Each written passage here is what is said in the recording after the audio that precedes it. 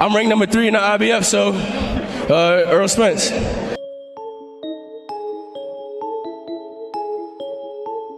What's going on, you guys? So Jaron Ennis, as we know, is patiently waiting for his IBF world title. Hit that like button for your boy, and we on Bushido Boxing TV. This is where we're going to be. But Jaron Ennis' promoter, Cameron Duncan, comes out and says that he don't think that Errol Spence is going to fight Bruce Ennis at all, and that Jaron Ennis should be IBF welterweight champion of the world by this summer. Yeah, so this is what a lot of people is assuming, is that Errol Spence Jr. is not coming back down to 147 pounds. Now, Errol Spence himself hasn't come out and said this, right? He hasn't come down and said, or came out and said that he isn't coming back to 147. However, if you ask anybody that's involved with boxing, they say is that the chances of him coming back down is slim to close to none, right? But the thing is, see, this whole situation, right? It'll be the likely scenario for fans and for boxing will be for Errol Spence to do his due diligence, go fight Terrence Crawford in May or June, see who wins that fight, and then we could the division could continue to move forward.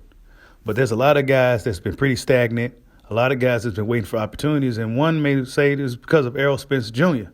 Others may say, well, it's because of Terrence Crawford, yada, yada, yada. But Errol Spence Jr. is the guy who's holding all the belts. Errol Spence Jr. is the guy that says he has to come over here on my side of the street. So Errol Spence Jr. should be the one that's making these things happen. But he's not making it happen. Jaron Ennis could have waited for Terrence Bud Crawford in the WBO, right? Actually, if you look at the WBO rankings before everybody scattered, Keith Thurman, Virgil Ortiz, and Jaron Ennis was the top 3 guys in that sanction body. Well, now all 3 guys has decided to go the Errol Spence Jr. route. All 3 guys has left the WBO sanctioned body. So all 3 of these dudes are out of the Terrence Crawford sweepstakes, right? That leaves guys like Alexis Rocha for Crawford to have to fight. It really makes you wonder what the intentions are of some of these dudes. Now, Jaron Ennis could very well be trying to attain the belt. Guys like Virgil Ortiz could very well be trying to obtain the belt. And then going to a Crawford fight, it'll be a little bit more lucrative. It'll be a little bit more meaningful. It'll be a unification fight, yada, yada, yada. However, they also could have sat back and waited in the sanction bodies like they've been waiting all this time anyway and fought Terrence Bud Crawford for a world title. Instead, Jaron Ennis is going to be getting elevated to IBF champion, and Virgil Ortiz is going to be fighting Elamante Stanionis for the WBA regular title. So that guy will be next in line for Spence's super WBA world title. There's a lot of confusion, right? I mean, and then Keith Thurman is getting his. Look, man. We heard what Mauricio Sulaiman said. He said the WBC is sanctioning this fight. He don't know why or anything, that reason why they fight at 154 pounds. But for whatever reason, he's still going to sanction this fight as if it was a fight at 147 pounds. I'm not even sure how that's going to work.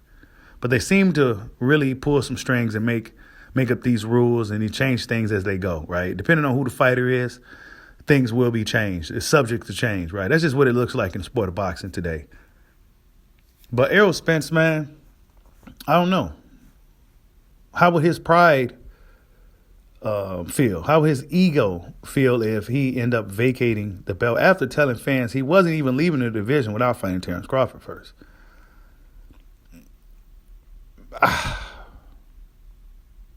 I don't know.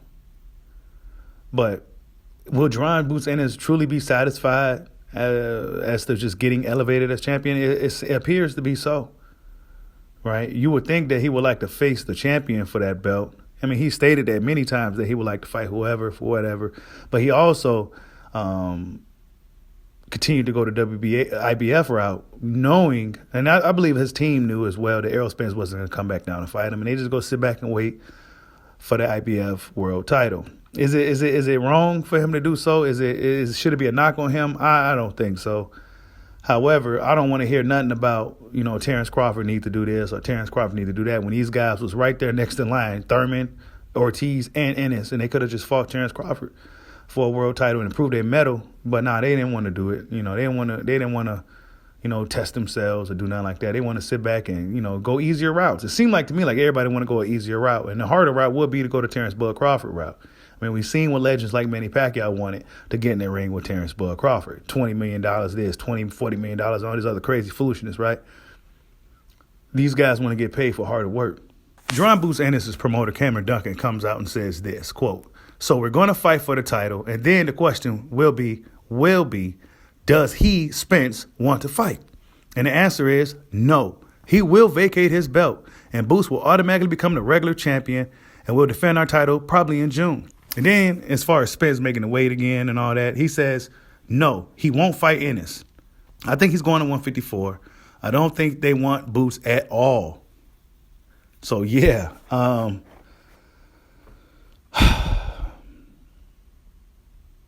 It's looking that way. If we're honest, that's what it's looking like. Spence hasn't come out and declared anything. He hasn't come out and said, I'm fighting Thurman, then I'm going to be fighting Crawford. He hasn't come out and said, I'm going right into a fight with Crawford. Forget all the foolishness. Then Boots Ennis, you better be waiting for me after I take care of Crawford. Nah, nothing like that at all. It's not even nowhere near close to that, man. So this is boxing. This is boxing. When guys get put in certain positions, when you know who a fighter really is once they really, really got something to lose. And that goes for almost anything in life. But you really know what a person is once they got a lot of money, once they get a lot of money, and when they got something to lose. And Errol Spence Jr. is a total 180 from what he was years ago when he was the big dog in the welterweight division, and dudes was seemingly running the other way whenever he walked into the room. So, yeah, it's a far cry from those days, man. And now Errol Spence out here honestly looking like food. He's looking like food. I'm not saying it's like Errol Spence some chump or some weak-ass fighter, but he's definitely not moving like a champion. He's definitely not moving like that same Spence before he got all these belts and everything else that's been going on, right? Look, man, I don't know, right? And then he getting these injuries too, right? These injuries, right? And then when you look at guys like Michael Williamson, who got his injury, his dad and everybody made sure the world knew that this dude was really hurt. X-rays, doctor reports, yada, yada, yada, right? But when we get this Errol Spence stuff and these accidents, there's never no real, I don't know, people. Could it be a ploy for them to stall certain guys out to avoid certain competition? Probably, okay? Because when you look at it, if Errol Spence loses, then all Premier Boxing Champion really has as draws over there is Deontay Wilder, depending on who he fights, and Gervonta Tank Davis, depending on who he fights. And Gervonta Tank Davis isn't really a proven paper. Actually, none of these dudes are really proven pay-per-view draws. With Deontay Wilder, they had really big numbers with Tyson Fury. But other than that, a lot of these other guys can't crack over 200-some thousand. So, I don't know, is that good or bad? I don't know. Pay-per-view, to me, is a hard sell regardless. And if you go put things on pay-per-view, it's got to be the fights that people really want to see. So, yeah, man, Jaron Boots Ennis, should he have just waited for the Terrence Crawford fight and pressed Terrence Crawford? I believe so, but that's not the route they took. They went the IBF route. I think they knew ahead of time that Errol Spence likely wasn't going to be fighting them, and that they would likely get elevated to true champion status, and Errol Spence Jr. just move on to the next chapter of his career, which will likely be at 154 pounds, which also leads to question, who is he going to be fighting at 154 pounds if he's not be going for the world titles, which is held by his stablemate and friend, Jermell Charlo. So, yeah, unless Jermell Charlo's moving up and unless Jamal Charlo's moving up, I'm not quite sure what's going to happen in that Texas boxing situation. But what I do know is that some of these dudes need to see Terrence Bud Crawford. That's what I do know. Terrence Bud Crawford is still standing out here with that WBO belt, talking about what's up, where everybody at. Everybody seemed to have went a different direction all of a sudden. I mean, what happened? I mean, you guys were right there. What happened? What happened, Virgil? What happened, Keith? What happened, Boots? What happened? Why did you guys leave the WBO rankings to go elsewhere, right? Everybody trying to fight Spence all at once. No, he can't fight everybody at the same time. Terrence Crawford's here too. Hey, if you get his belt, then boom, you in the mix. Nah, but they don't want to go nowhere near that guy called Terrence Bud Crawford. Nah, they don't want to go nowhere near Bud. See, when there's no fights lined up, it gets really quiet like this. It's real quiet. Nobody wants to make a move. Nobody wants to say nothing to where they get held accountable for it. Nobody wants to do nothing, right? Nobody wants to do nothing. But, hey, Errol Spence Jr., do he want to fight Boots Ennis? No, I don't believe so. I don't think he wants to fight Boots Ennis.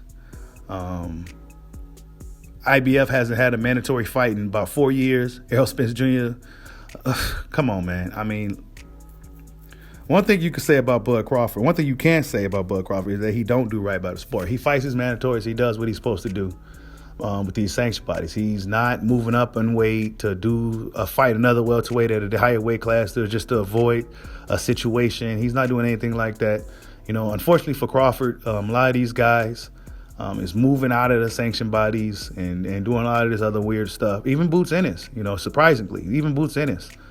But could you be mad at Boots Ennis? Because he was in a really good position in both sanctioned bodies, and he decided just to go, I guess you could say, the easier route. And that would be just to sit back and wait for Spence to vacate the IBF strap. But yeah, man, tell me what you guys think. Is Errol Spence afraid of Jaron Boots Ennis? Will Errol Spence Jr. fight Jaron Boots Ennis? Will Jaron Boots Ennis get elevated to IBF champion this summer? Like, subscribe, holla at your boy. Peace out.